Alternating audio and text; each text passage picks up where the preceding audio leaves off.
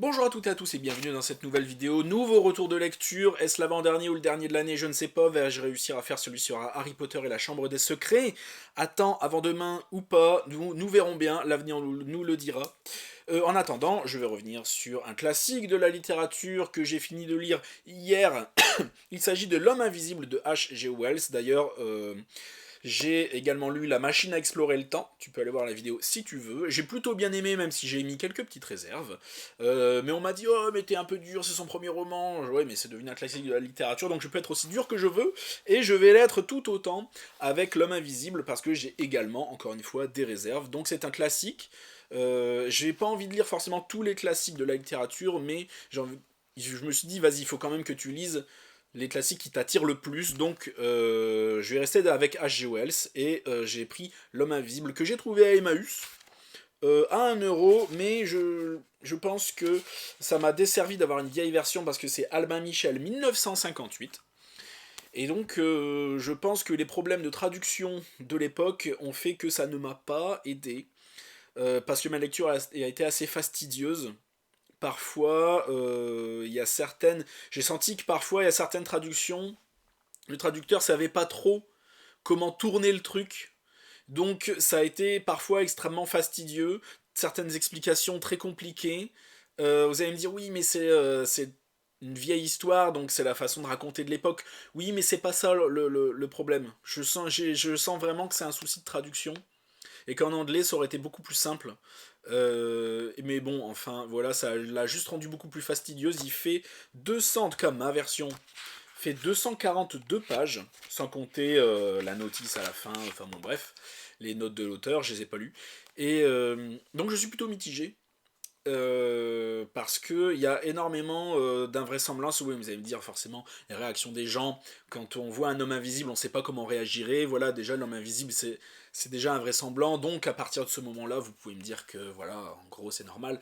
Ouais, mais justement il y a des réactions des gens qui m'ont paru extrêmement invraisemblable, exagéré sur plusieurs points. J'ai eu du mal à rentrer dedans quand même. Je suis un peu mitigé sur cette histoire.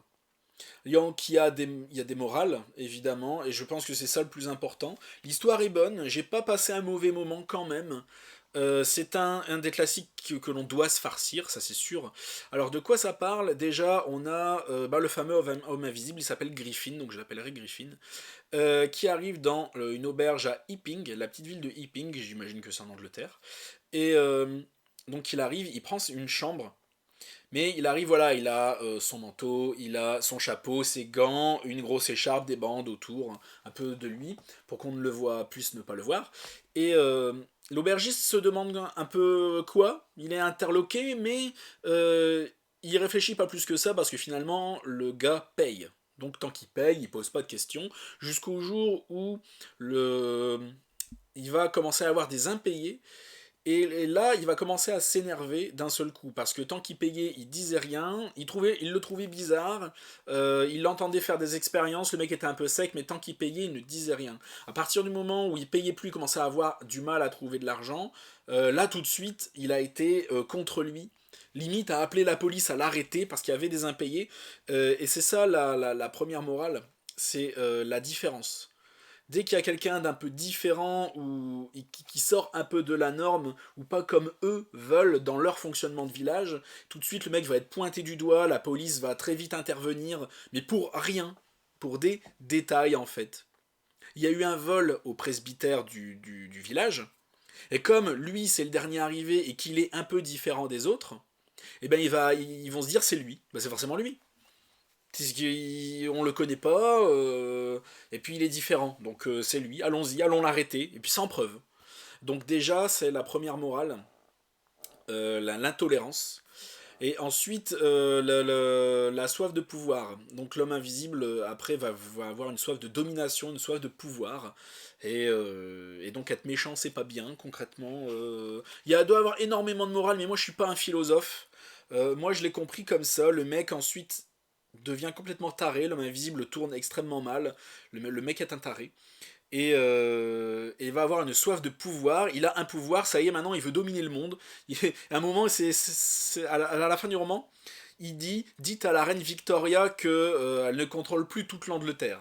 Donc le mec devient un mégalo de ouf, et il a une soif de pouvoir assez monumentale. Mais moi, voilà, la morale principale, c'est vraiment la différence. Le mec a été pointé du doigt et tout de suite accusé. Et ensuite, le mec a été en improvisation totale, en dérapage contrôlé, plus ou moins jusqu'à la fin du livre.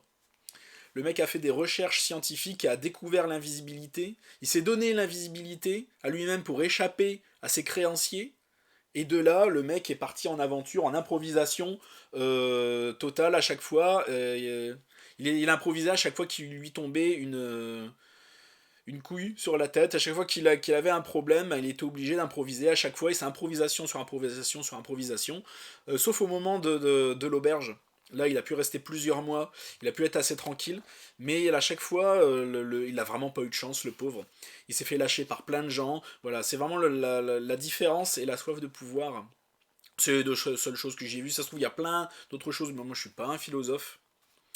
Et donc, à la deuxième moitié, j'ai commencé un peu à trouver le temps long et un peu à m'ennuyer. Du coup, j'ai lu un peu en diagonale. Il y a plein de pages que j'ai passées dès que je sentais que ça partait dans un moment qui ne servait à rien. J'ai parfois passé certaines pages parce qu'il y a certains chapitres où on change de point de vue de personnage et ça ne sert absolument à rien. C'est ça que je déplore un peu aussi. Ça aurait pu être encore un peu plus court parce qu'il y a quelques chapitres en fait de changement de point de vue qui c'est pour un problème apparemment de compréhension. Pour qu'on ait bien toute la situation globale de tout ce qui s'est passé à ce moment-là, dans le village, dans la ville, pour qu'on ait bien toute l'action. Et donc j'ai pas trouvé ça indispensable. C'était pas forcément la peine. Donc c'est à lire, c'est un classique. C'est extrêmement intéressant parce que ça a dû être extrêmement compliqué pour l'auteur parce que d'écrire ça parce qu'en fait le procédé scientifique du comment il a scientifiquement pu réussir à trouver l'invisibilité est expliqué de A à Z.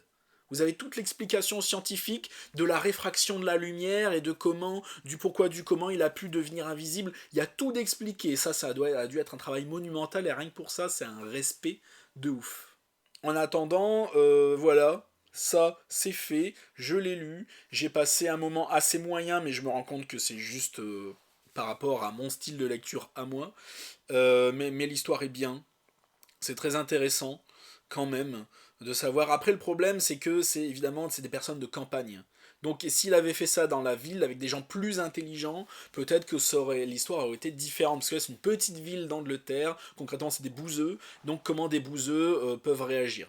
Voilà. Et à mon avis, il était obligé de faire comme ça. Parce que s'il avait fait ça avec des gens intelligents, ça se serait pas passé comme ça aurait été beaucoup moins intéressant. Et donc vous imaginez bien que le personnage termine mal, et heureusement. Et donc, si vous y avez vu plein d'autres morales différentes, tant mieux. Moi, je suis pas un philosophe, j'ai pas envie de réfléchir à ça. Mais enfin, voilà, check, ça c'est fait. Merci à tous d'avoir regardé la vidéo jusqu'au bout. J'ai quand même passé un bon moment de lecture. Mais je recommencerai pas de sitôt. N'hésite pas à liker la vidéo, à la partager, à t'abonner à la chaîne si c'est pas déjà fait. J'espère que mon retour de lecture est à peu près complet.